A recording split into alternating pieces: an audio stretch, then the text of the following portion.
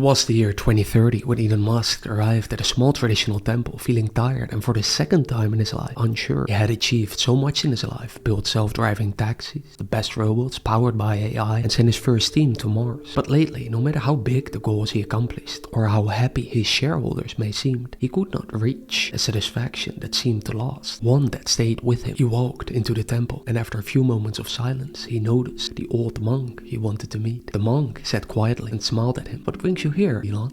Musk sighed. "I've accomplished every goal I've ever set. We are even going to Mars now. But each victory feels empty, somehow fleeting. I thought I was in control, that success would bring me happiness. But now I'm not so sure." "Ah, control," the monk smiled. "The great illusion. We believe we are masters of our minds and destinies, but in truth our minds master us. We are by the images we created. You know, Elon Musk, the successful founder, Elon, the wealthy good guy, Elon, the world's savior. They never satisfied you for more than 2 days in a row, did they?" Elon Musk leaned forward. "That's right. But then how do I find real fulfillment? By seeing the truth, by understanding every illusion in your life, by realizing all that you are not, so that you may start to see what you've always been. That all these things you've chased, your cars, your fame, your wealth, your children, your adrenaline, your adventures, and even your mission to save the world and make Mars livable, that all of these can never provide lasting contentment because they are built on false foundations." Elon asked, "Are you saying my work is meaningless then? That I should just give it all up?" The monk shook his head. "No, not at all. You shouldn't do anything. Understanding is the way to find what you're looking for. Does your work come from a place of ego, of wanting to be seen as important? Or does it arise naturally from your deepest self, without thought of gain? When you create from that pure place, you will be at peace, no matter the outcome." Musk fell silent. "I'm not so sure